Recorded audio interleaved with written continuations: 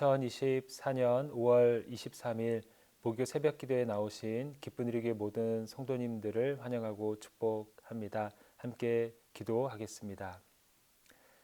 사랑의 하나님 감사합니다. 오늘도 새벽을 깨울 수 있도록 우리에게 생명과 믿음 주신 하나님 감사를 드립니다. 오늘도 우리가 주님의 말씀 앞으로 나아갑니다. 주님의 보좌 앞으로 나아갑니다. 하나님, 오늘도 하나님의 사랑 안에 우리를 품어주시고 선포되어지는 말씀과 또 기도와 찬양을 통하여서 하나님 나라의 기쁨과 평강을 누릴 수 있는 귀한 시간 되게 하여 주시옵소서. 감사를 드리며 예수님의 이름으로 기도합니다. 아멘.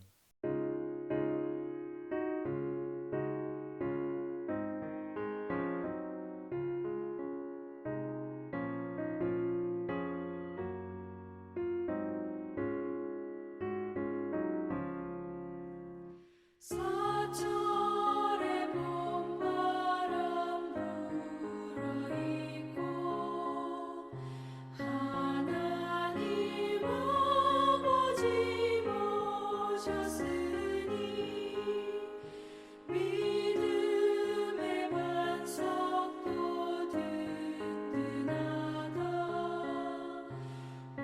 우리 집 즐거운 동산이라. 고마워라 임마누엘. 예수만 섬기는 우리 집. 고마워라 임마누엘. 복되고 즐거운 하루하루. 어버이 우리를 보이시고 동기들 사랑에 뭉쳐있고 기쁨과 서름도 같이 하니 한간의 조가도 천국이라. 고마워라 임마누엘. 예수만 섬기는 우리 집. 고마워라 임마누엘. 복되고 즐거운 하루하루.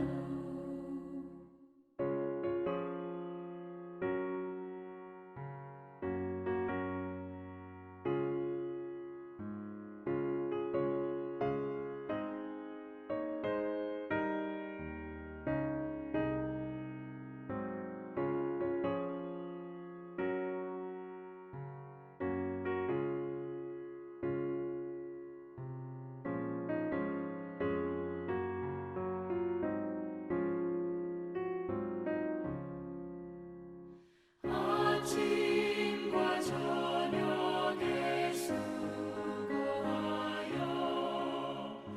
다 같이 일하는 온 식구가 한 상에 둘러서 먹고 마셔. 여기가 우리의 낙원이라. 고마워라 임마누엘.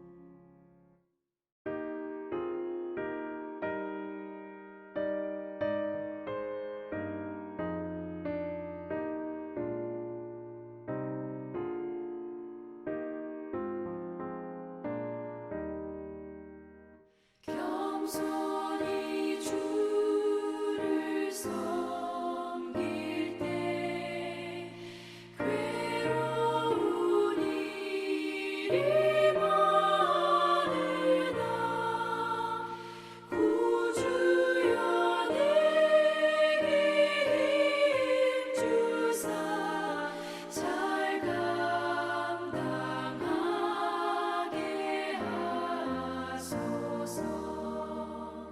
인자한 말을 가지고 사람을 감화시키며 갈 길을 잃은 무리를 잘 인도하게 하소서.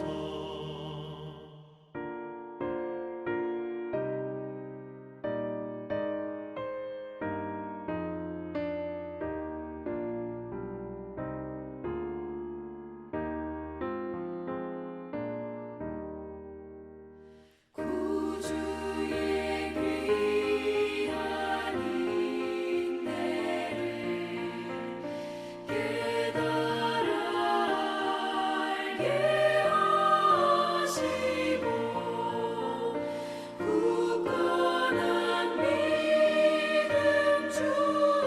주셔서 늘 승리하게 하소서. 장래의 영광 비추사 소망이 되게 하시며 구주와 함께 살면서 참 평강 얻게 하소서.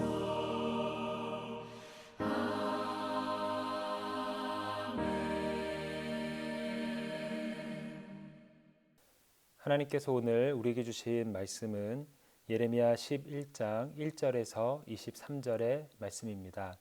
예레미야 11장 1절에서 23절의 말씀, 성경을 찾으시거나 또 화면을 보시면서 함께 하나님 말씀을 보도록 하겠습니다.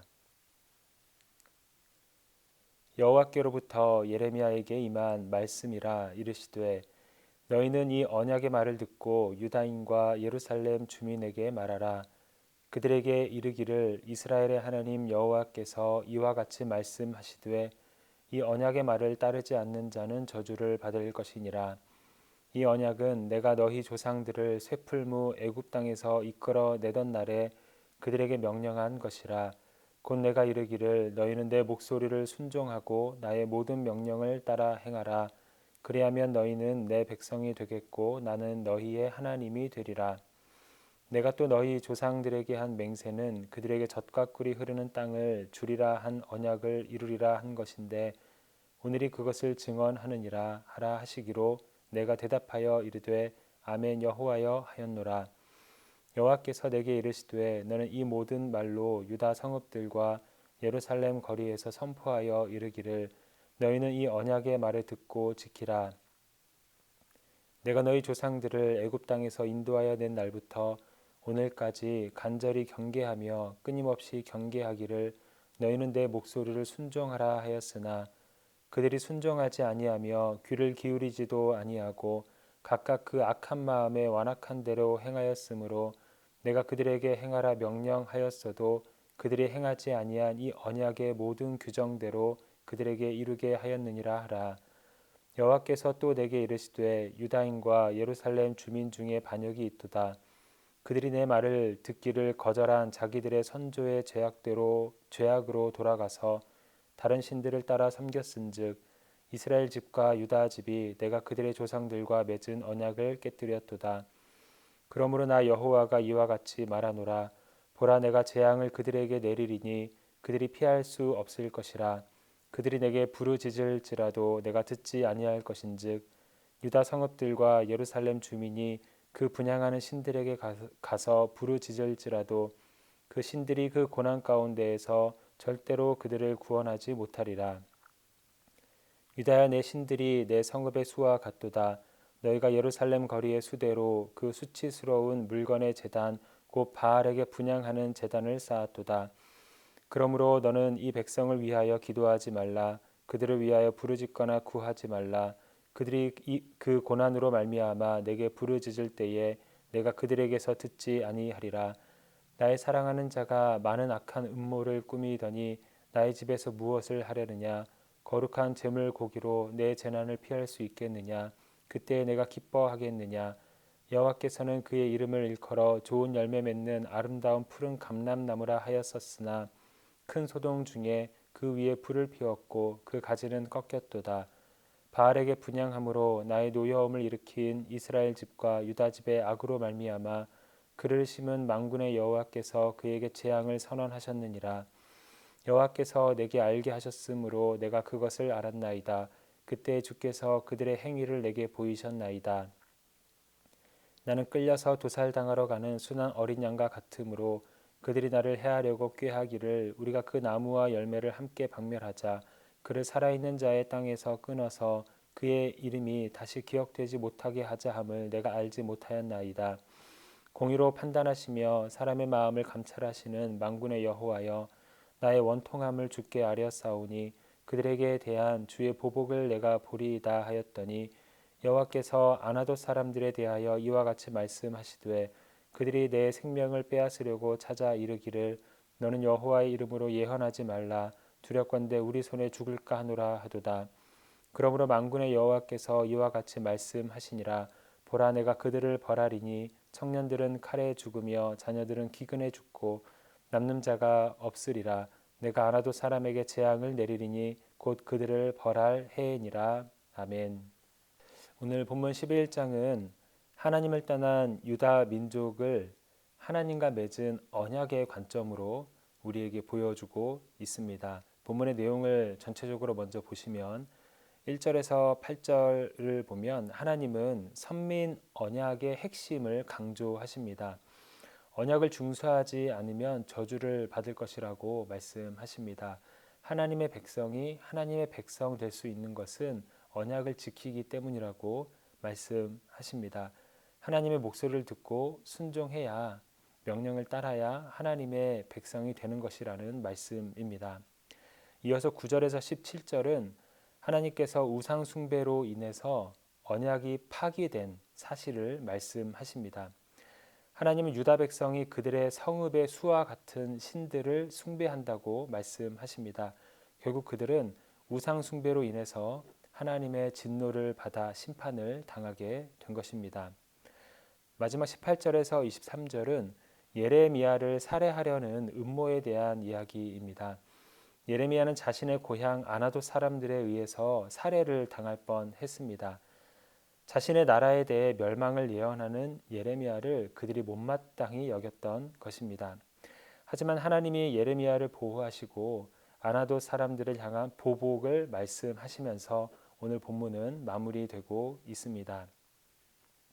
이런 본문의 내용증 가운데에 우리가 먼저 살펴보길 원하는 부분은 본문 11절과 14절 말씀입니다. 그러므로 나 여호와가 이와 같이 말하노라. 보라, 내가 재앙을 그들에게 내리리니 그들이 피할 수 없을 것이라. 그들이 내게 부르짖을지라도 내가 듣지 아니할 것인즉 그러므로 너는 이 백성을 위하여 기도하지 말라. 그들을 위하여 부르짖거나 구하지 말라. 그들이 그 고난으로 말미암아 내게 부르짖을 때에 내가 그들에게서 듣지 아니하리라. 아멘. 유다 백성의 우상 숭배에 대해서 진노하시는 하나님의 음성입니다. 하나님은 우상을 숭배한 유다 민족에게 재앙을 내리시겠다고 말씀하십니다. 그리고 그들이 그 재앙을 피할 수 없다고 말씀하십니다. 죄를 싫어하셨던 하나님께서는 또 의가 가득하신 하나님께서는 그들의 죄악된 모습을 보고는 끝까지 심판하시겠다라는 메시지를 주고 계십니다. 우리가 비가 오면 우산을 써서 그 비를 잠시 막을 수 있습니다. 그러나 무엇으로도 막을 수 없는 것이 한 가지 있다면 그것은 하나님의 심판, 하나님의 진노였습니다. 하나님은 이어서 이렇게 심판에 처하게 된 백성들에게 한 가지 말씀하시는 것이 있습니다. 이렇게 말씀하십니다.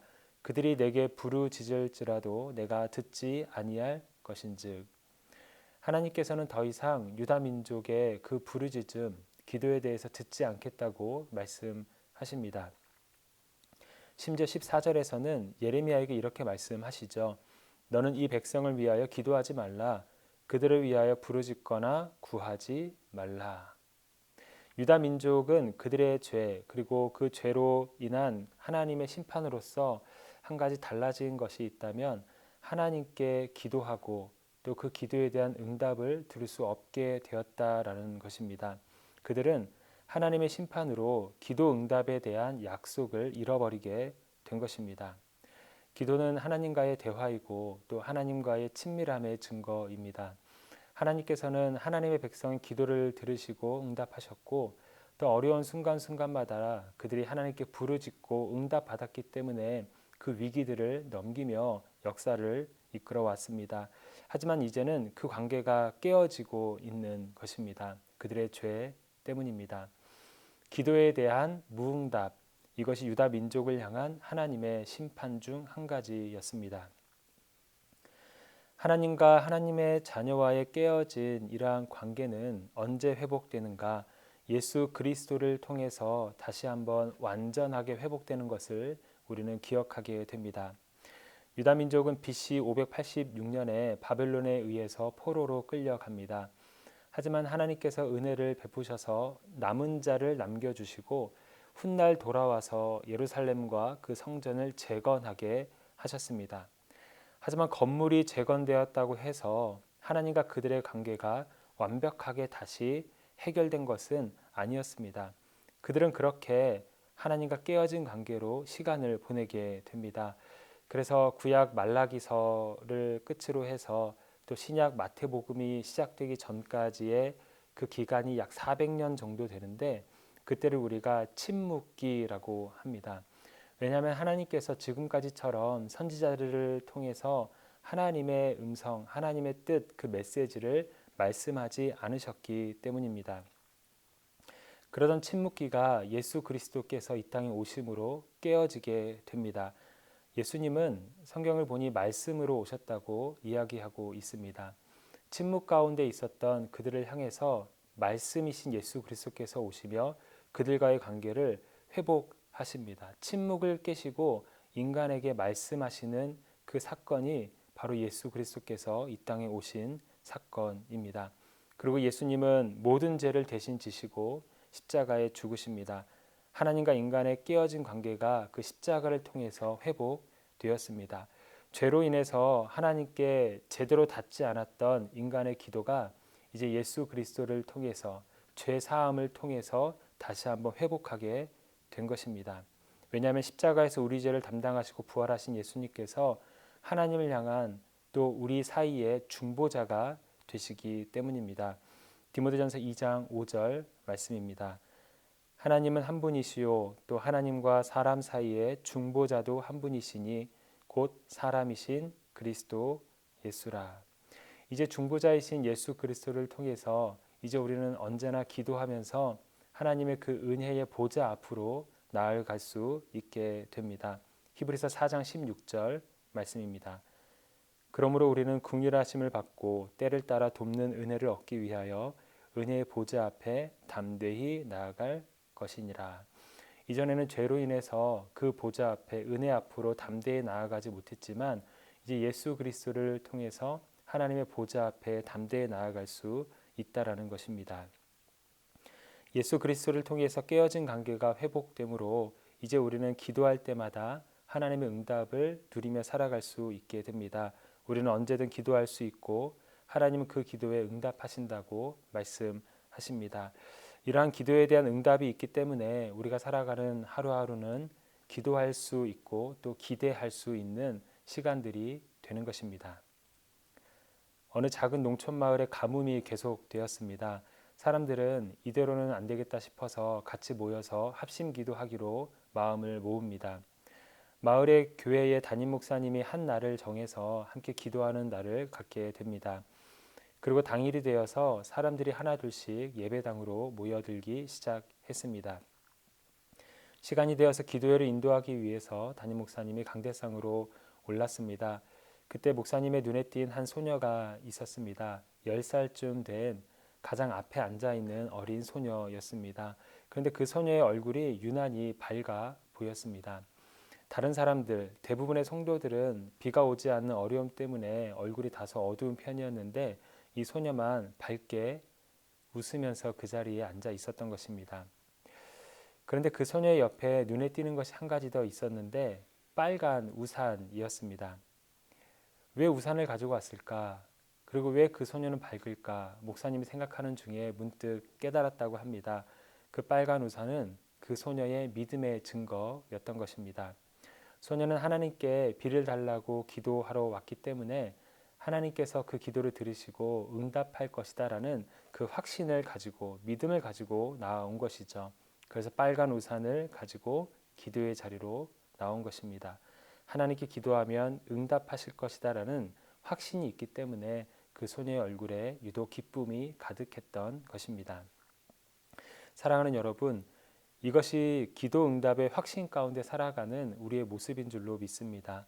하나님은 우리 기도에 응답하십니다. 아무것도 염려하지 말고 오직 기도와 간구로 감사함으로 하나님께 아뢰라고 말씀하십니다.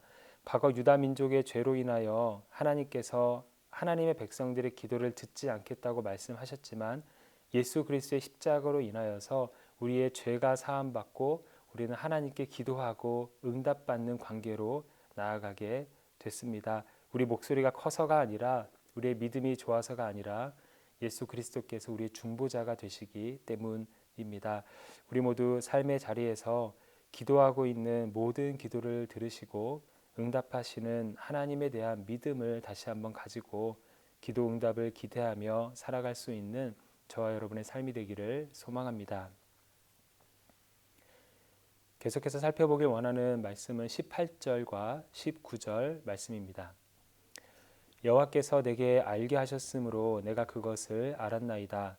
그때 주께서 그들의 행위를 내게 보이셨나이다. 나는 끌려서 도살당하러 가는 순한 어린 양과 같으므로 그들이 나를 해하려고 꾀하기를 우리가 그 나무와 열매를 함께 박멸하자. 그를 살아있는 자의 땅에서 끊어서 그의 이름이 다시 기억되지 못하게 하자 함을 내가 알지 못하였나이다. 아멘. 분위기가 조금 바뀌어서 이제 예레미야는 자신에게 있었던 일에 대한 이야기를 하고 있습니다. 한 번은 사람들이 예레미야를 죽이려는 음모를 꾸민 것입니다. 예레미야는 그것도 모르고 그들과 동행하게 됩니다. 도살 당하러 가는 순한 양처럼 아무것도 모른 채 그들을 쫓아간 것이죠. 그러나 예레미야는 몰랐지만 하나님은 알고 계셨습니다. 그래서 예레미야가 고백하기를 하나님이 알게 하셔서 자신이 그 위기를 극복했다고 이야기합니다. 하나님께서 알게 하셔서 위기를 극복한 예레미야는 비록 위기는 넘어갔지만 그 마음 가운데에 어려운 마음이 있었습니다. 예레미야를 죽이려 했던 사람들은 아나돗 사람입니다. 아나돗은 예레미야의 고향입니다. 그러니까 예레미야는 자신의 고향 사람들로 인해서 위기 또 살해를 당할 수 있는 어려움에 처했었던 것입니다. 자신들을 향해서 바른 소리를 하는 예레미야가 못마땅한 것이었습니다. 사실 생각해 보면 예레미야가 이 일을 자신이 좋아서 한 것은 아니었습니다. 그저 하나님의 명령이기 때문에 순종해서 하나님의 뜻을 백성들에게 전했을 뿐이었습니다. 하나님께 순종했던 것이죠. 당시 하나님께 불순종하는 그 많은 사람들 틈에서 예레미야는 보기 드문 의인이었습니다. 하나님께서 기뻐하시는 한 사람이었죠. 그러나 그는 하나님이 기뻐하시는 하나님의 뜻을 전하고 또 선한 일을 했을 뿐인데 그에게 돌아온 것이 인생의 위기 그리고 그로 인한 억울함, 원통함 이와 같은 마음이었습니다.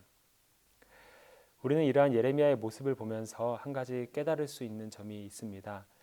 세상의 핍박이 우리가 의인이라는 증거가 될 수 있다는 사실입니다.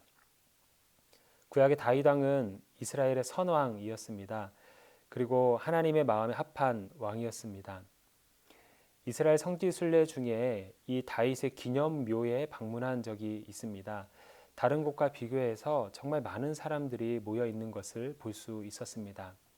성지 순례를 온 사람뿐만 아니라 현지인들도 계속해서 그곳을 방문하는 발길이 끊이지 않는 장소 중 하나였습니다. 그러면서 참 인상적인 모습이라는 생각을 하게 됐습니다. 하나님과 사람에게 이렇게 인정받고 인정받았던 다윗의 삶을 보면 원통함과 억울함의 연속이었습니다. 그가 시편 69편에서 자신의 인생을 말을 하고 있는데요. 이렇게 말합니다. 까닭 없이 나를 미워하는 자가 나의 머리털보다 많고, 이유 없이 자신을 미워하는 사람, 핍박, 어려움, 이 위기들이 머리카락 수보다 더 많았다고 다윗이 고백합니다. 하나님과 사람 앞에 인정받았던 이 다윗이 어려움이 없었던 것이 아니라 그의 인생에 머리카락 수보다도 많았던 어려운 점들, 또 원통함, 억울함이 있었던 것입니다. 우리는 이러한 다윗의 모습이 이상하게 여겨집니다. 또 오늘 본문의 예레미야의 모습도 이상하게 보입니다. 왜냐하면 그저 하나님의 뜻에 순종하며 그렇게 살았을 뿐인데 어려움이 찾아왔기 때문이죠.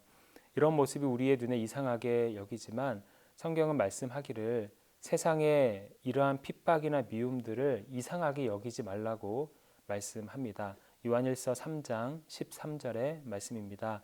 형제들아, 세상이 너희를 미워하여도 이상히 여기지 말라. 의인으로서 하나님의 자녀로서 이 땅을 살아가면서 그로 인한 미움, 핍박들은 너무나 당연한 것이라고 이야기를 합니다. 그리고 성경은 오히려 그러한 핍박이 우리가 복되다라는 증거라고 이야기합니다. 마태복음 5장 10절 말씀입니다. 의를 위하여 박해를 받는 자는 복이 있나니 천국이 그들의 것임이라. 악한 세상에서 의인으로 산다는 것은 많은 저항에 노출될 수밖에 없는 그런 자리인 것이죠.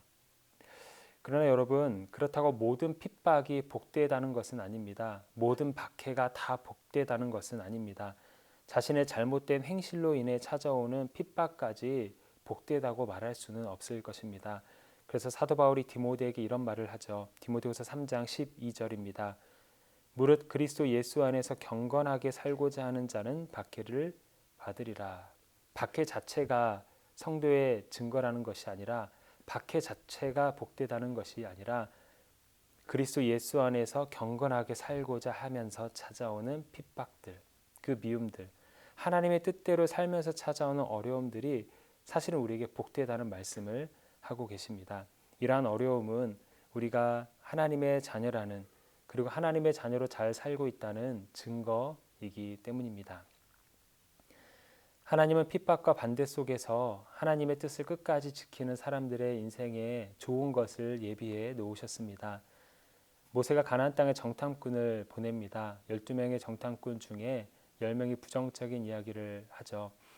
자신들이 이길 수 없다라는 말이었습니다. 그 성읍은 너무 견고하고 그 사람들은 너무 강해 보인다고 말합니다. 그러나 여호수아와 갈렙은 다른 이야기를 합니다. 능히 이길 수 있다고 말합니다. 왜냐하면 하나님께서 주시겠다고 약속했기 때문이라고 말을 하는 것이죠. 하나님의 뜻을 외치는 여호수아와 갈렙을 향한 반대가 끊임없이 이어집니다. 결국 이스라엘 백성들이 가나안 땅 들어가기를 포기하고 애굽으로 돌아가려고 하자 예레미야는 옷을 찢으면서 말을 합니다. 하나님을 거역하지 말자. 가나안 땅에 들어가자. 하나님의 뜻이 저곳에 있다. 우리는 이길 수 있다라고 외친 것입니다. 그런 여호수아에게 돌아온 것은 무엇인가? 성경을 보니 사람들이 돌로 여호수아를 치려 했다라고 말합니다. 그에게 돌아온 것은 핍박이었습니다. 하나님의 뜻을 외쳤던, 그렇게 살았던 여호수아에게 핍박이 찾아오게 된 것이죠. 하지만 그 순간 하나님이 나타나셔서 백성들에게 전염병을 내리십니다. 그리고 결국 가나안 땅에 들어갈 수 있다며 끝까지 하나님의 뜻을 외쳤던 여호수아와 갈렙은 결국 훗날 가나안 땅, 젖과 꿀이 흐르는 땅에 들어가게 됩니다. 그래서 우리는 선을 행하는 일에 있어서 낙심하거나 포기해서는 안 됩니다. 하나님의 뜻대로 사는 중에 찾아오는 핍박과 억울한 원통함의 끝에는 하나님께서 예비하신 은혜, 축복의 자리가 분명히 있기 때문입니다. 갈라디아서는 우리가 포기하지 않으면 때가 이르면 분명히 거두게 된다고 말씀하십니다. 갈라디아서 6장 9절입니다. 우리가 선을 행하되 낙심하지 말지니 포기하지 아니하면 때가 이름에 거두리라. 사랑하는 여러분, 하나님은 하나님의 뜻대로 살아가는 우리의 삶을 기뻐하십니다. 때로 낙심되는 순간이 있고 억울한 순간이 있고 또 핍박이 있고 원통한 순간이 있을 수 있지만 끝까지 주의 뜻대로 살아가는 우리의 삶을 축복하신다고 말씀하십니다. 하나님께서 우리 각자에게 주신 사명 그리고 하루하루 어떻게든 전하려고 애쓰고 있는 복음과 하나님의 사랑 그리고 교회를 세우고 지키기 위한 기도와 헌신들 우리가 낙심하지 않고 끝까지 잘 감당하다 보면 하나님께서 때가 되어 이루어 주시는 하나님의 은혜가 있을 줄로 믿습니다. 하나님의 뜻을 끝까지 잘 지키며 하나님께서 예비하신 은혜와 복을 누릴 수 있는 우리의 삶이 되기를 소망합니다. 말씀을 맺도록 하겠습니다. 오늘 말씀은 하나님과의 언약을 파기한 유다 민족의 심판을 다루고 있습니다. 우리는 이러한 어두운 예언의 말씀 속에서 우리를 향한 하나님의 메시지를 발견하게 됩니다. 하나님은 당시 유다 민족의 죄로 깨어졌던 하나님과의 관계를 예수 그리스도를 통해서 온전히 회복해 주셨습니다.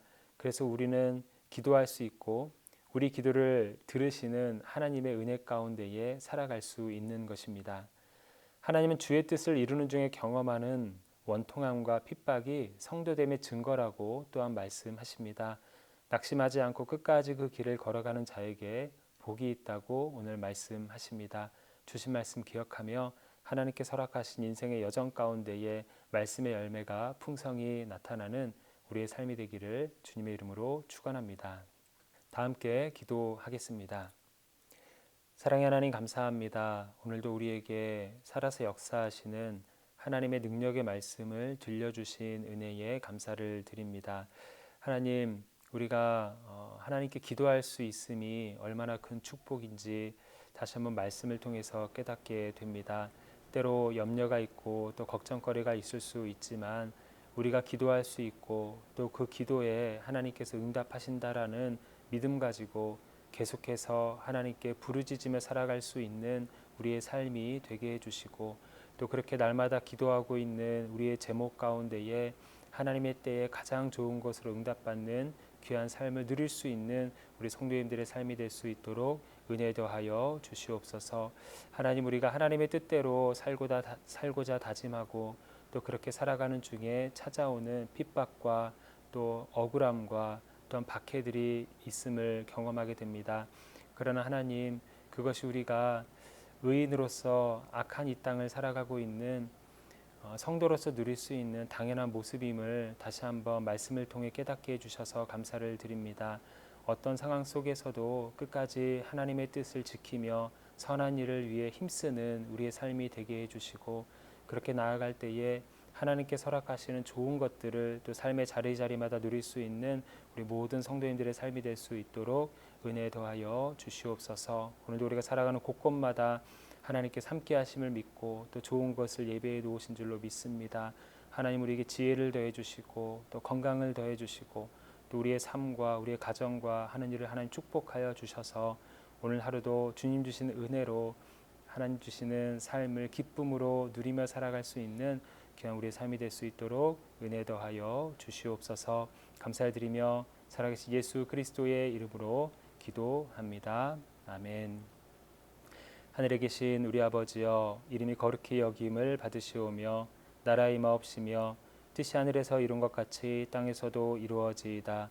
오늘날 우리에게 일용할 양식을 주옵시고 우리가 우리에게 죄 지은 자를 사하여 준 것 같이 우리 죄를 사하여 주옵시고 우리를 시험에 들게 하지 마옵시고 다만 악에서 구하옵소서. 대개 나라와 권세와 영광이 아버지께 영원히 있사옵나이다. 아멘.